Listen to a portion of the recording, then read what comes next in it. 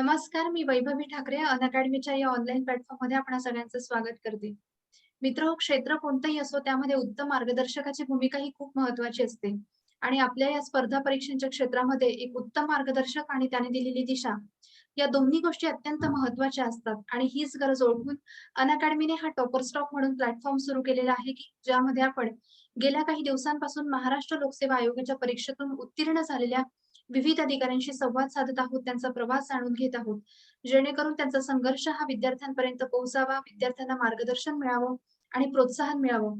या संपूर्ण उद्देशाने अनअकॅडमीने हा प्लॅटफॉर्म सुरू केला आणि आजच्या आपल्या या टॉपर स्टॉकमध्ये आपल्यासोबत आहेत 2019च्या राज्यसेवा परीक्षेतून ज्यांची डी-वाय-एस-पी या पदी निवड झालेली आहे आणि याआधी सुद्धा ए-एस-ओ आणि एस-टी-आय अशा दोन्ही पदांवर त्यांची नेमणूक झाली होती. त्यापैकी ए-एस-ओ या पदाचा त्यांना अनुभव आहे आणि सध्या असिस्टंट ब्लॉक डेव्हलपमेंट ऑफिसर म्हणून पंचायत समिती मोहोळ जिल्हा सोलापूर येथे ते कार्यरत आहेत. असे विशाल क्षीरसागर सर. सर नमस्कार. नमस्कार. तुमचं खूप अभिनंदन आणि आमच्या या प्लॅटफॉर्ममध्ये खूप स्वागत. Thank you madam. सर तुमची एक थोडक्यात आम्हाला ओळख करून द्या. तुमचं बालपण कुठे गेलं? तुमची शैक्षणिक पार्श्वभूमी कशी होती आणि कौटुंबिक पार्श्वभूमी? सर्वांना नमस्कार. मी विशाल सुरेश क्षीरसागर. मी मूळचा इर्ला तालुका जिल्हा उस्मानाबाद येथील आहे. माझे प्राथमिक शिक्षण हे जिल्हा परिषदेच्या शाळेमधून पूर्ण झाले.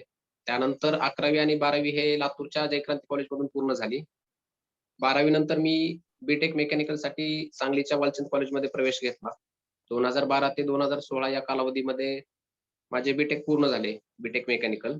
आणि 2016 मध्ये मी एम-पी-एस-सीची प्रिपरेशन करण्यास स्टार्ट केली. 2016 ते 2020 2020 या 4 वर्षाच्या कालावधीमध्ये एकंदरीत माझा स्पर्धा परीक्षांचा प्रवास राहिलेला आहे. आणि कौटुंबिक पार्श्वभूमी माझी अशी आहे, की आई-वडील दोघेही शेती करतात. एक भाऊ आणि एक बहीण आहे. दोघेही एम-पी-एस-सीची प्रिपरेशन करत आहेत सध्या. ओके. आता तुम्ही उल्लेख केला, की आई-वडील शेती करतात. एक उत्सुकता म्हणून विचारते, गावाकडे गेल्यावर तुम्ही कधी शेतात जाता का? शेतीच्या कामांची सवय आहे का? हो, नक्कीच. मला लहानपणापासून शेतीच्या सर्व कामांची आवडही आहे आणि मी कधी गावाकडे आल्यानंतर शेतीमधील सर्व कामे करतो, जसा वेळ मिळेल तसा. आणि शेतीतील सर्व कामे मला जमतात. म्हणजे पेरणीपासनं ते सगळे म्हणजे जेवढी पण काही शेतात कामं केली जातात, ते सर्व मला जमतात. Okay. Walchand college of engineering Sangli येथून तुमचं इंजिनिअरिंग झालेलं आहे. म्हणजे एक वेल नोन कॉलेज म्हणून मधून तुम्ही इंजिनिअर आहात आणि एक उत्तम पगाराची नोकरी सुद्धा तुम्हाला मिळू शकत होती. पण हे सगळं असताना मग स्पर्धा परीक्षा ॲज अ करियर म्हणून हा मार्ग कसा निवडला? त्याचं झालं असं, की 3rd इयरला असेपर्यंत माझं असं काही डिसाईड केलेलं नव्हतं मी, की प्रायव्हेटमध्ये जॉब करायचा की स्पर्धा परीक्षांची तयारी. परंतु 3rd इयरला असताना आमच्याच कॉलेजचे सीनियर अभय मोहिते सर राज्यसेवेची परीक्षा देऊन राज्यामध्ये प्रथम आलेले होते. आणि त्यावेळेस त्यांचं कॉलेजमध्ये गाईडन्स पर लेक्चर एक अरेंज करण्यात आलेलं होतं. मग त्यावेळेस मला थोडीशी स्पर्धा परीक्षाबद्दल माहिती मिळाली सुरुवातीला. त्यानंतर मी या लेक्चर नंतर अधिक खोलात जाऊन माहिती घेतली. या स्पर्धा परीक्षा क्षेत्रामधील काय जे अपॉर्च्युनिटी आहेत, संधी, चॅलेंजेस, कामाचे स्वरूप वगैरे या गोष्टीचा सर्व अभ्यास केला, सर्व गोष्टी पाहिल्या आणि एक जाणवलं की आपल्याली इकडल्या क्षेत्रामध्ये लोकांमध्ये राहून आणि डायरेक्टली लोकांची कामं करता येतात आणि ती एक समाधानाची जी भावना आहे, म्हणजे आपल्याला लोकांचं काम केल्यामुळे जे काही सॅटिस्फिकेशन मिळणार आहे, या गोष्टी मला थोड्याशा म्हणजे आवडल्या. त्यामुळे मी स्पर्धा परीक्षेकडे येण्याचा निर्णय घेतला आणि बी पूर्ण झाल्यानंतर म्हणजे 2016 मध्ये मी ॲक्चुअल प्रिपरेशनसाठी स्टार्ट केलं. ओके. 2018 साली तुमची ए-एस-ओ आणि एस-टी-आय अशा दोन्ही पदांसाठी निवड झाली आणि माझ्या माहितीनुसार तुम्ही कदाचित एस-टी-आय जॉइन न करता ए-एस-ओ जॉइन केलं. तर म्हणजे त्याचं कारण काय होतं, की एस-टी-आय नाही जॉइन केलं आणि ए-एस-ओ कडे सोबत तुम्ही गेलात? त्याचं असं झालं की एस-टी-आयची जॉइनिंगच आलेली नव्हती. ओके. पहिल्यांदा असिस्टंट जॉइनिंग आली, त्यामुळे मी असिस्टंट जॉइन केलं एस-टी-आयची जॉइनिंगचा विचार न करता. आणि असिस्टंट जॉइन केल्यानंतर 8 ते 9 महिन्यांनी एस-टी-आयची जॉइनिंग आलेली होती. Okay, okay. सर आपण आता अभ्यासाकडे वळूया. पूर्व परीक्षेमध्ये आपण जर विचार केला तर इतिहास जो आहे त्याच्यात प्राचीन आणि मध्ययुगीन भारताचा इतिहास हा जो अभ्यासक्रम आहे, त्यात सातत्याने आयोगाकडून प्रश्न विचारले जातायत. पण विद्यार्थ्यांकडून अभ्यास करताना हा घटक कुठेतरी दुर्लक्षिला जातो. तर एकूणच एक सोप्या पद्धतीने हा भाग विद्यार्थ्यांनी कशाप्रकारे अभ्यासावा आणि कोणकोणती संदर्भ ग्रंथ त्यासाठी वापरावेत? प्राचीन आणि मध्ययुगीन इतिहासाच्या संदर्भात जर सांगायचं झालं तर फक्त ते पूर्व परीक्षेलाच आहे. आणि साधारणतः पूर्व परीक्षेमध्ये प्राचीन इतिहासावरती 5 ते 6 प्रश्न विचारले जातात आणि मध्ययुगीनवरती कंटिन्युअसली 1 ते 2च प्रश्न प्रश्न विचारलेले आहेत. म्हणजे तसं जर एक वेटेज पाहायला गेलं तर मध्ययुगीनचं खूप कमी आहे, प्राचीनचं जास्त आहे. आणि हा जो घटक आहे तो मुख्य परीक्षेला तितकासा नाहीये.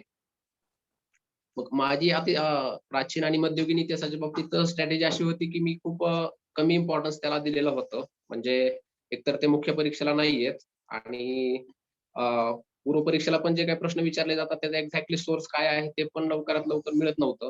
मग मी त्या विषयाच्या संदर्भात प्राचीनसाठी 6वी आणि 7वी चे पुस्तकं मध्ययुगीन आणि प्राचीन हे स्टेट बोर्डचे पुस्तकं आहेत. त्याचबरोबर एन-सी-ई-आर-टीचे पण पुस्तकं आहेत. एवढेच फक्त केलेले होते. कारण की त्या विषयाचं आपला स्टडी आणि त्याचा आउटपुट हा जर रेशो पाहिला तर त्यासाठी तेवढा वेळ किंवा जास्त हे देणं मला तितकंसं गरजेचं वाटत नव्हतं. आणि माझंही विद्यार्थ्यांना हेच सांगणं आहे, की तुम्ही जास्तही त्यावरती खूप म्हणजे हे न करता आपलं जे काही मिनिमम रिक्वायरमेंट आहे, जसं की 6वी आणि 7वी स्टेट बोर्ड आणि एन-सी-ई-आर-टीचे बुक्स आहेत, ते फक्त करावे. त्यातनंही एक 50% तुमचे क्वेशन्स करेक्ट येऊन जातील आणि 50% क्वेशन्सवरती आपण समाधानी राहायला पाहिजे असं मला वाटतं. ओके, म्हणजे एकूणच वेटेज बघून विद्यार्थ्यांनी त्या विषयासंदर्भात आपलं इनपुट दिलं पाहिजे. बरोबर. सर मुख्य परीक्षेचा विचार करता पेपर 1 मध्ये जो कृषीचा भाग आहे, तर साधारणतः त्या अभ्यासक्रमावर परीक्षेत किती प्रश्न विचारले जातात आणि विद्यार्थ्यांनी त्याची स्ट्रॅटेजी कशी ठेवली पाहिजे? मुख्य परीक्षेमध्ये कृषीच्या विषयावरती जवळपास एक 30 प्रश्न असतात. 120 121 पासून ते 150 पर्यंत हे 30 प्रश्न जे असतात ते टोटली कृषीशी रिलेटेड राहतात. त्यापैकी 5 प्रश्न हे रिमोट सेन्सिंग वरती विचारले जातात. म्हणजे एक 25 प्रश्न हे कृषीवरती विचारले जातात. कृषीच्या संदर्भात रेफरन्स बुक्स असे आहेत, की 11वी आणि 12वीचं जे आपलं महाराष्ट्र स्टेट बोर्डचं जे पुस्तक आहे, त्यातनं एक ठराविक चॅप्टर्स आपल्या एक्झामशी रिलेटेड आहेत. ते एक केले पाहिजे आणि त्यासोबतच रंजन कोळंबे सरांचं कृषीचं एक पुस्तक आहे आणि अरुण कत्यान सरांचं एक पुस्तक आहे. या पुस्तकामधनं आपले जे सिलेबस आहे आणि जे जुने क्वेश्चन्स पेपर आहेत, ते मागच्या 5 वर्षापूर्वीपासूनचे, ते एकदा अभ्यास करून आपण कशा प्रकारचे प्रश्न विचारलेले जातात. त्यानंतर सिलेबस पाहून आपण ठरवलं पाहिजे, की त्यातले कुठले चॅप्टर्स केले पाहिजेत आणि कुठले केले नाही पाहिजेत.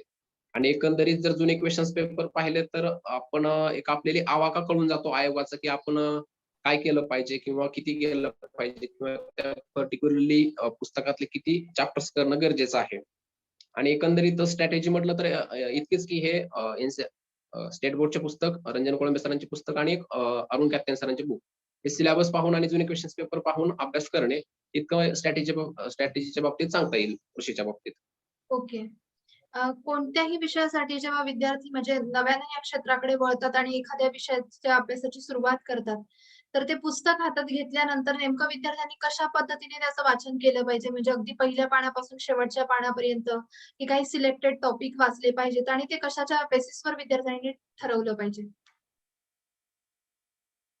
कसं आहे कुठलंही नवीन पुस्तक आपण वापरायला सुरुवात करण्यापूर्वी अ, ते ज्या विषयाचं पुस्तक आहे, त्या विषयाचे एक मागच्या 5 वर्षापूर्वीचे किंवा अजून जास्त मिळत असतील तर तितके जुन्या प्रश्नपत्रिका आपण पहिल्यांदा अभ्यास केला पाहिजे. फॉर एक्झाम्पल तुम्ही आता एखादं भूगोल आहे.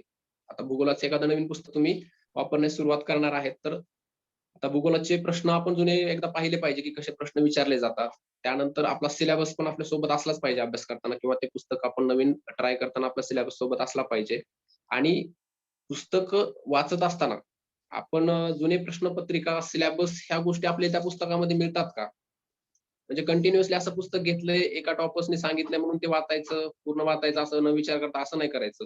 आपण पुस्तक वाचताना आपले जुने प्रश्नपत्रिका, त्याच्यामध्ये पडलेले प्रश्न त्या पुस्तकामध्ये संबंधित आहेत का वगैरे या गोष्टींचा आपण विचार केला पाहिजे. आणि जर समजा जुने प्रश्नपत्रिका पाहिल्यानंतर त्या जुन्या प्रश्न त्या पुस्तकामध्ये दिसत असतील, तर आपण ते पुस्तक वाचण्यास काही हरकत नसावी. आणि एखादं पुस्तक पूर्ण वाचायचं, की त्यातले ठराविक चॅप्टर्स कसे वाचायचे हे पण जे ठरवायचं आहे ते जुने प्रश्नपत्रिका पाहूनच आपण ठरवू शकता. ओके. म्हणजे प्रिव्हियस इयर क्वेश्चन पेपर मधले क्वेश्चन जर तुम्हाला त्या पुस्तकात मिळत असतील, तर ते पुस्तक तुम्हाला मदत करू शकतं आणि ते टॉपिक्स तुम्ही त्या पुस्तकातून कव्हर करू शकता. सर पेपर 4 मधल्या विज्ञान आणि तंत्रज्ञान संबंधी तुमची स्ट्रॅटेजी कशी होती? जो पेपर 4 मधला विज्ञान आणि तंत्रज्ञान आहे त्यापैकी आपण पूर्व परीक्षेला पण आपल्याला विज्ञान आहेच. सायन्स आपण करतो. त्यातनं ते ऊर्जा, एनर्जी वगैरे हा जो टॉपिक आहे किंवा जे आपत्ती व्यवस्थापन आहे, त्या थोड्याशा गोष्टी आपल्याला जिओग्राफीमध्ये त्याचसोबत पूर्व परीक्षेचं जे सायन्स आहे त्यामध्ये थोड्याशा होऊन जातात. म्हणजे त्यातले 10 ते 20% आपलं सायन्स अँड टेक हे पूर्व परीक्षेला आपण केलेलं असतं. त्यापैकी आता काही जे घटक आहेत जसं की कॉम्प्युटर आहे, त्यानंतर न्यूक्लिअर एनर्जी आहे वगैरे किंवा जे इतर जे घटक आहेत ते जवळपास 70 ते 80% हे घटक नवीन आहेत. तर यासाठी रेफरन्स बुक जर आहे म्हटलं तर आपलं रंजन कोळंबे सरांचं एक पुस्तक आहे. त्यामध्ये एक सुरुवातीचे ठराविक चॅप्टर्स आहेत. पूर्ण पुस्तक करण्याची काही आवश्यकता नाहीये. त्यामधले सुरुवातीचे 5-7 चॅप्टर्स केले तरी चालून जातील. आणि हा जो भाग आहे, हा जो भाग आपण पूर्व परीक्षा झाल्यानंतर केला तरी चालतो. म्हणजे की खूप सुरुवातीपासून करावा वगैरे असं काही नाहीये. आपण पूर्व परीक्षा झाल्यानंतरही केला तरी चालतो. आणि जसं की याच घटकाशी संबंधित नाही तर पूर्ण सिलेबसची किंवा पूर्ण परीक्षेच्या संदर्भात असं आहे की जुन्या प्रश्नपत्रिका हे खूप महत्त्वाच्या आहेत. तसंच याही घटकाला आपण जुन्या प्रश्नपत्रिका पाहून कोरिलेट करून अभ्यास करणं गरजेचं आहे. ओके. ग्रामीण भागातले विद्यार्थी किंवा साधारणतः मराठी माध्यमाच्या शाळांमधून शिकलेले जे विद्यार्थी असतात, त्यांना भाषेचा कुठेतरी न्यूनगंड असतो. म्हणजे इंग्रजी मला जमेल का? आपण मुख्य परीक्षेचा विचार करता एक कंपल्सरी इंग्रजीचा पेपर असतो किंवा कॉम्प्रिहेन्शनमध्ये सी-सॅटसाठी एक कंपल्सरी इंग्रजीमध्ये एक पॅसेज असतो. तर ह्या गोष्टींना विद्यार्थी कुठेतरी घाबरतात आणि म्हणजे ती भीती घेऊन विद्यार्थी पुढे चालत असतात. तर तशा विद्यार्थ्यांना तुम्ही काय सल्ला द्याल? आणि खरोखरच भाषेचा बाऊ आपण केला पाहिजे का? तसं पाहायला गेलं तर इंग्रजीला म्हणजे खूप जास्त वेटेज नाहीये आपल्या स्पर्धा परीक्षेचा राज्यसेवेचा जर सिलेबस पाहिला तर टोटली जवळपास जीएसचे विषय आहेत. अ, पूर्वला पण टोटली पेपर जो जीएस आहे तो मराठीमधनं पण आपण देऊ शकतो. असं नाहीये की इंग्लिश कंपल्सरी आहे, इंग्लिशमधनंच पेपर सॉल्व्ह करायचा वगैरे किंवा काय. आणि राहिली गोष्ट मेन्सचा जो एक पेपर आहे रिटर्न आणि तुम्ही म्हटले की आता सी मधला एक पॅसेज आहे. आता सी-सॅटमध्ये एक पॅसेज आहे, परंतु इतकं मला असं वाटत नाही, की त्याला एका पॅसेजमुळे आपण इतकं घाबरण्याची वगैरे काय आवश्यकता आहे. आणि राहिली गोष्ट एस्सेच्या पेपरची आणि ऑब्जेक्टिव्हचा एक पेपर. एस्सेच्या पेपरमध्ये असं आहे, की अ, जे काही प्रश्नपत्रिका किंवा प्रश्नपत्रिकेची डिफिकल्टी लेव्हल आहे, ते 10वी ते 12वी पर्यंतची आहे आपली. त्यामुळे जास्त घाबरण्याची काही आवश्यकता नाहीये. आपल्याला म्हणजे खूपच इंग्लिश भारी जमली पाहिजे किंवा इंग्लिश बोलताच आली पाहिजे वगैरे असं काही नाहीये. जे काही बेसिक गोष्टी आपण 10वी आणि 12वी जे केलेल्या असतात त्या गोष्टी जरी केल्या तरी इंग्लिशचा काही जास्त प्रॉब्लेम येणार नाही असं मला वाटतं. ओके. म्हणजे एक 10वी-12वी पर्यंतचं साधारण तुम्हाला इंग्रजी माहीत असलं तरी तुम्ही त्या गोष्टी टॅकल करू शकतात. नक्कीच. हां. सर जी-एसचा काही आयडियल अटेम्प्ट असला पाहिजे का? म्हणजे की साधारणतः इतके प्रश्न विद्यार्थ्यांनी अटेम्प्ट केले पाहिजेत, की विद्यार्थ्यानुसार ते व्हॅरी होतात गोष्टी? नाही असं अटेम्प्टचं काही असं म्हणजे फिक्स्ड रूल नाहीये, की अटेम्प्ट आपण एवढा केला पाहिजे किंवा काय आहे. ते जर त्या वर्षीचे पेपर्स आणि त्या पेपरची डिफिकल्टी लेव्हल पाहून हे ठरवलं पाहिजे. आता कसं आहे, की 2015चा जो समजा आता एक पेपर पूर्व परीक्षेचा जर पाहिला तर त्याचं कट ऑफ जे होतं ते 125 होतं आणि 2018चं जे होतं ते 295 होतं. 295च्या सॉरी 247 होतं. म्हणजे जवळपास एक दुप्पट मार्काचा फरक आहे आणि आता 2018चा जर पेपर पाहायला गेलं तर तुम्हाला 247 मार्क्स पाहिजे होते पूर्व परीक्षा पास होण्यासाठी. मग ॲट लीस्ट तुमचा तिथं अटेम्प्ट 300-350 तरी असला पाहिजे जेणेकरून तुम्ही 247 पर्यंत तुम्हाला मार्क येतील. परंतु जर समजा तुम्ही हेच गोष्ट 2015च्या पेपरला लागू केली तर ते लागू नाही होऊ शकत. म्हणजे सांगण्याचं तात्पर्य हेच आहे, की पेपरची डिफिकल्टी लेव्हल पाहून हे अटेम्प्ट ठरवला पाहिजे आपण. असं फिक्स्ड काही रूल नाहीये, की एवढा अटेम्प्ट केला पाहिजे वगैरे. ओके. सर सध्या तुम्ही बी-डी-ओ म्हणून पंचायत समिती मोहोळ येथे कार्यरत आहात. तर म्हणजे एक पंचायत राजचा अभ्यास करणं आणि कामाच्या माध्यमातून ते अंमलात आणणं, तर कसा आहे तुमचा एकूणच अनुभव? कसं आहे आपण जे पुस्तकात वाचतो आणि ॲक्चुअल काम करताना थोडं फरक आहे. म्हणजे पुस्तकात जे वाचलेल्या गोष्टी असतात ते नियम राहतात, परंतु ॲक्चुअल काम करतानाचा थोडासा अनुभव वेगळा राहतो. आपण पुस्तक वाचताना म्हणजे सर्व गोष्टी वाचलेल्या असतात, नियम पाठ केलेले असतात. अविश्वास ठराव किती वगैरे सगळ्या गोष्टी आपण एम-पी-एस करत असताना ते पाठांतर किंवा फॅक्ट लक्षात ठेवलेले असतात. परंतु कामाचं स्वरूप जे आहे ते थोडंसं वेगळं आहे. जसं की आता मी असिस्टंट व्हिडिओ म्हणून पंचायत समिती मोहोळ येथे कार्यरत आहे. तिथं असं राहतं की आता मुळात असिस्टंट बीडीओ हे जे पद आहे ते बीडीओला बीडीओवरती कामाचा जो काही लोड आहे तो कमी व्हावा याकरिता निर्माण केलेलं होतं. आणि असिस्टंट बीडीओ असं आहे की जनरली जेवढ्या पण काय पंचायत समितीला फाईल्स वगैरे येतात, त्या सर्व असिस्टंट बीडीओ मार्फत बीडीओकडे जातात. त्याचसोबत ए-बीडीओसाठी एक 4 विभागाचा स्वतंत्र कार्यभार आहे. जसं की महिला व बालविकास, त्यानंतर कृषी आणि समाज कल्याण. एकंदरीत 4 विषय आहेत. त्या 4 विषयाचा स्वतंत्र प्रभार असिस्टंट बीडीओकडे राहतो. त्याचसोबत काही जे आता आर-टी-आय वगैरे असतात, आर-टी-आयचे पत्र वगैरे आलेले असतात पंचायत समितीला, तर ते निकाली वगैरे काढावे लागतात. आता आपण ग्रामपंचायतीचे जे काही आर-टी-आय वगैरे दाखल केलेले जातात, त्याच्यानंतरचं जे अपील आहे ते पंचायत समितीला येतं आणि ते अपील जे आहे ते असिस्टंट बीडीओ मार्फत हे निकाली काढलं जातं. आणि त्याचसोबत आता जे असं कोरोनासारखी परिस्थिती निर्माण झालेली आहे, अशा परिस्थितीमध्ये आपत्कालीन परिस्थितीमध्ये पंचायत समितीकडे जे नेहमीचे विकास कामं असतात ते थोडीशी बाजूला राहतात आणि हे आपत्कालीन कामामध्ये गुंतवले जातात. जसं की आता गावामध्ये व्हिजिट करणं झालं किंवा कोरोनाचं आढावा घेणं झालं, पेशंट किती आहेत, लसीकरण कसं आहे वगैरे या सर्व गोष्टींचा एक आढावा घेणं वगैरे अशा स्वरूपाचं काम राहतं. जे की आपण पंचायत राज पुस्तकं वगैरे वाचताना अशा गोष्टी आपण तिथं पाहण्यात आलेल्या नसतात. तिथं आपण फक्त नियम वगैरे पाहिलेले असतात. अर्थातच म्हणजे अभ्यासातून तुम्हाला माहिती मिळते, पण कामातून अनुभव मिळतो. नक्कीच. सर तुम्ही जेव्हा स्पर्धा परीक्षांच्या या क्षेत्रात उतरलात आणि तुमचा जेव्हा फर्स्ट अटेम्प्ट दिला होता, तर तो परीक्षेचा एकूणच तुमचा अनुभव कसा होता? तसं आता माझा पहिला अटेम्प्ट हा 2016 मध्ये मी दिला होता. जस्ट पास आउट झालेलो होतो आणि जस्ट एक परीक्षा कशी असते, पेपर कसा असतो किंवा ते एकंदरीत वातावरण कसं आहे, एकदम म्हणजे पूर्णतः कॅज्युअली मी अटेम्प्ट दिलेला होता पहिला. जे की मी असं मानत नाही की तो माझा पहिला अटेम्प्ट होता. परंतु त्यानंतर प्रिपरेशन करून जो माझा पहिला अटेम्प्ट दिलेला होता, मी 2017 मध्ये पहिला अटेम्प्ट राज्यसेवेचा दिलेला होता. आणि एकंदरीत अभ्यास संपूर्ण झालेला असल्यामुळं पूर्ण परीक्षेचा आवाका काय आहे, कशा स्वरूपाचे प्रश्न येतात, त्या अनुषंगाने तयारी केलेली होती. एकंदरीत म्हणजे परिपूर्ण तयारी झालेली होती. त्यामुळे एक परीक्षा देण्याच्या आधी एक पूर्ण कॉन्फिडन्स होता, की आपण परीक्षा नक्कीच पास होणार आहे. त्याच्यामुळे एक पहिला अटेम्प्ट जर म्हणायला गेलं तर एक आत्मविश्वास पूर्ण मी अटेम्प्ट दिलेला होता आणि तो सक्सेसफुल पण झालेला होता. ओके. सर ह्या संपूर्ण प्रवासात विद्यार्थ्यांनी आपली मानसिक स्थिती कशी स्टेबल ठेवली पाहिजे? एकंदरीतच म्हणजे कसा एक बॅलन्स साधला पाहिजे? आता असं आहे, की जे विद्यार्थी स्वतःहून इकडे स्पर्धा परीक्षा करण्यासाठी आलेले आहेत, स्वतःचा ज्यांचा निर्णय आहे स्पर्धा परीक्षा करण्याचा, त्यांची मानसिक स्थिती सुरुवातीचे एखादं वर्ष, 7-8 महिने तरी पूर्ण अभ्यासामध्ये स्टेबल राहते. आणि दुसरे जे विद्यार्थी आहेत, जे की कोणतरी स्पर्धा परीक्षा करायलेला आहे किंवा घरच्यांनी कर म्हणून सांगितलेलं आहे, असे म्हणून जे आलेले आहेत, म्हणजे जे की सीरियस नाहीयेत तेवढे. त्यांची मानसिक स्थिती ही सुरुवातीच्या 15 दिवसात नंतर महिन्यातच बदलून जाते, की अभ्यास हे ते किंवा अटेम्प्ट, फेल्युअर या गोष्टी त्यांच्या अभ्यास सोडून इतर चर्चेला चालू होतात. परंतु आता जे सिन्सिअर कॅन्डिडेट आहेत सिरियसली, ज्यांनी स्वतःहून इकडे स्पर्धा परीक्षाकडे येण्याचा निर्णय घेतलेला आहे, त्यांचं असं आहे, की सुरुवातीचे 1 वर्ष किंवा 8 महिने तरी मानसिक स्थिती नाही म्हणजे हे झाली पाहिजे, डिप्रेशन किंवा डिमोटिव्हेशन वगैरे येण्याचा प्रश्न उद्भवला नाही पाहिजे असं मला वाटतं. परंतु 1 वर्ष झाल्यानंतर डिमोटिव्हेशन किंवा मानसिक स्थितीमध्ये थोडंसं बदल होणं साहजिक आहे. जसं की आपल्याला घरचे किंवा इतर मित्र परिवार वगैरे विचारणं चालू झालेली असते, "काय झालं? परीक्षा देत आहेत तू 1 वर्ष झालं" वगैरे हे ते. मग या गोष्टीमुळं आपली मानसिक स्थिती बदलण्यास सुरुवात होते. हे प्रत्येक ॲस्पायरंटच्या बाबतीत होतं. 1 वर्षानंतर, 1.5 वर्षानंतर किंवा एक ठराविक कालावधी झाल्यानंतर मानसिक स्थिती बदलण्यास सुरुवात होते. परंतु असं आहे, की ज्या लोकांनी स्वतःहून निर्णय घेतलेला आहे आणि प्लॅन बी ज्यांचा रेडी आहे, जसं की त्यांनी इकडे येण्याचा निर्णय घेताना प्लॅन बी बाबत त्यांनी हे केलेलं आहे, तयारी केलेली आहे. त्यांनी शक्यतो जास्त डायव्हर्ट होणार नाहीत ते.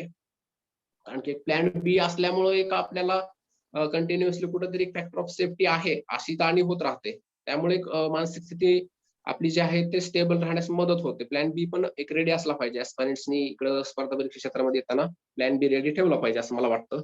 आणि त्याचसोबत आता मानसिक स्थिती बदल झाल्यानंतर एक आपण सोबतच आपले काही मित्र जवळचे असले पाहिजेत. ज्यांना आपण बोलून थोडंसं मोकळं झाल्यासारखं मनातल्या गोष्टी वगैरे ह्यात आपण मोकळे होऊ अशा प्रकारचे आपले मित्र असले पाहिजे. त्याचसोबत आपण आई-वडील किंवा आपले जे घरचे असतील भाऊ-बहीण त्यांना विश्वासात घेऊन त्यांना या गोष्टी आपण समजावून सांगितल्या पाहिजे. जेणेकरून ज्यावेळेस आपली मानसिक स्थिती थोडीशी बदल होईल त्यावेळेस आपल्याला हे लोक मदत करू शकतील. अशा प्रकारे आपण मानसिक स्थिती जर बदल होत असेल तर तयारी ठेवली पाहिजे असं मला वाटतं. ओके. म्हणजे थोडेफार फ्लक्च्युएशन्स प्रवासात येऊ शकतात. पण एक चांगली संगत आणि काही सपोर्टिव्ह लोक आपल्या आजूबाजूला असतील तर त्याची आपल्याला मदत होऊ शकते. सर सध्या आता तुमची डी-वाय-एस-पी या पदासाठी निवड झालेली आहे. तर ते पद तुम्हाला मेरिटनुसार मिळालंय की तुमचा चॉईस होता डी-वाय-एस-पी? तसं माझा पहिला प्रेफरन्स हा डीसी होता आणि त्यानंतर सेकंड प्रेफरन्स मी डी-वाय-एस-पी म्हणून टाकलेला होता. कसं झालं होतं म्हणजे प्रेफरन्स भरते वेळी मी जरा जास्त कन्फ्युजन मध्ये होतो डीसी की डी-वाय-एस-पी. मग ते कन्फ्युजन शेवटपर्यंत राहिलं, मग शेवटी मी डीसी टाकून दिले आणि सेकंड डी-वाय-एस-पी आणि डी-वाय-एस-पी मिळून गेले. ओके. एक मुलाखतीच्या शेवटाकडे येताना मी तुम्हाला विचारेल, की मुलाखतीची जेव्हा विद्यार्थी तयारी करतात, तर तेव्हा त्यांनी म्हणजे कंटेंट पार्टवर जास्त फोकस केला पाहिजे, की पर्सनॅलिटी पार्टवर जास्त फोकस केला पाहिजे? कसं आहे की कंटेंट हा जो पार्ट आहे तो आपला मुख्य परीक्षेच्या तयारीपर्यंत आपण खूप काही केलेला असतो. पूर्व परीक्षा, मुख्य परीक्षेच्या वेळेस आपण खूप काही कंटेंट आपण केलेला असतो. इव्हन म्हणजे इंटरव्ह्यूला जे विद्यार्थी जातात त्यांच्यापाशी कंटेंट असतोच असं मला तरी वाटतं.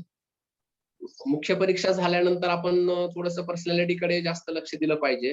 जसं की आपण आता उत्तरांची प्रॅक्टिस किंवा बोलण्याची प्रॅक्टिस किंवा बऱ्याच विद्यार्थ्यांचं असं म्हणजे कम्युनिकेशनचं स्किलचं म्हणजे हे थोडासा प्रॉब्लेम असतो किंवा कधी त्याला वाव मिळालेला नसल्यामुळे थोडंसं हे राहतं. त्यामुळं मला असं वाटतं की कंटेंटवरती जास्त लक्ष देण्यापेक्षा आपण थोडंसं पर्सनॅलिटी डेव्हलपमेंटकडे लक्ष दिलं पाहिजे असं मला वाटतं. सर पर्सनॅलिटी डेव्हलपमेंटच्या अंतर्गत कोणकोणत्या गोष्टी मग त्यांनी त्याच्यावर फोकस केला पाहिजे? पर्सनॅलिटी डेव्हलपमेंट मध्ये ज्या काही आपल्याकडे कंटेंट आहे, तर तो आपण व्यवस्थितरित्या आपल्याला मांडता येतो की नाही. त्याचसोबत आपलं जे संभाषण आहे, आपण एक मित्रासोबत संभाषण किंवा एक मॉक इंटरव्ह्यू देणं. मॉक इंटरव्ह्यूमध्ये आपल्या ज्या गोष्टी कंटेंट आहेत, त्या आपल्याला व्यवस्थित मांडता येतात का नाही, हे पण एक महत्त्वाचं आहे. त्याचसोबत एखादी जी गोष्ट आहे, एखादी आयडिया आहे, जी समोरच्याला कन्व्हिन्स करता आलं पाहिजे. जसं की आपल्याला इंटरव्ह्यूमध्ये बरेच प्रश्न असे विचारले जातात, की त्या प्रश्नावरती आपल्याला त्यांना कन्व्हिन्स करणं गरजेचं राहतं. म्हणजे थोडक्यात काय, की जे आपलं कंटेंट आहे, ते कंटेंट व्यवस्थित इंटरप्रेट करता येणं, म्हणजेच हे पर्सनॅलिटी डेव्हलपमेंट झालं आणि हे इंटरप्रेट करण्यासाठी आपण मॉक इंटरव्ह्यू देऊ शकतो किंवा जे आपले एखादे मित्र असतील जे पोस्ट होल्डर, तर त्यांच्यासोबत आपण डिस्कस करून या गोष्टी आपण इम्प्रूव्हमेंट करू शकतो. ओके. सर नव्यानं या क्षेत्राकडे येऊ पाहणाऱ्या विद्यार्थ्यांनी म्हणजे अभ्यासाला नेमकी कधी सुरुवात करावी? ग्रॅज्युएशन झाल्यानंतर, ग्रॅज्युएशन सुरू असताना की त्याही आधी? त्याबद्दल तुम्ही विद्यार्थ्यांना काय सल्ला द्याल? जे नव्यानं येणारे इकडे विद्यार्थी आहेत, त्याला एक सांगणं आहे, की इकडे येण्यापूर्वी एक पूर्ण या क्षेत्राची माहिती घेणं गरजेचं आहे. या क्षेत्रामधील प्रोज काय आहेत, कॉन्स काय आहेत, ही पूर्ण माहिती घेणं गरजेचं आहे ना, की असंच कोणतरी जवळचं आपल्या झालेलं आहे म्हणून आपण पण करूयात प्रिपरेशन वगैरे अशी मानसिकता नको आहे. म्हणजे थोडक्यात काय, की डिसिजन घेण्यापूर्वी एक विचार केला पाहिजे आणि एकदा विचार पूर्ण केला आणि डिसिजन पक्का झाला, की मग तुम्ही भलेही 12वी ला असाल किंवा ग्रॅज्युएशनच्या फर्स्ट इयरला असाल, तरी त्यावेळेसपासून तरी सुरुवात केली तरी चालेल. Okay, okay. विद्यार्थी मित्र सरांनी आपल्याला एक नव्यानं या क्षेत्राकडे येऊ पाहणाऱ्या विद्यार्थ्यांनी कधीपासून तयारी केली पाहिजे? पूर्वमधील प्राचीन आणि मध्ययुगीन इतिहास असेल किंवा मुख्य परीक्षेचा विचार करता कृषीचा भाग असेल, विज्ञान तंत्रज्ञान असेल, या एकंदरीतच घटकांबद्दल अतिशय उत्तम असं मार्गदर्शन केलेलं आहे आणि त्याचा तुम्हाला फायदा होईल अशी मी आशा करते. सर तुम्ही आमच्या या प्लॅटफॉर्ममध्ये सहभागी झालात त्याबद्दल तुमचे खूप आभार. Thank you. मलाही इथं बोलण्याची संधी दिल्याबद्दल आपलेही आभार आणि नवीन आणि विद्यार्थ्यांसाठी खूप साऱ्या शुभेच्छा.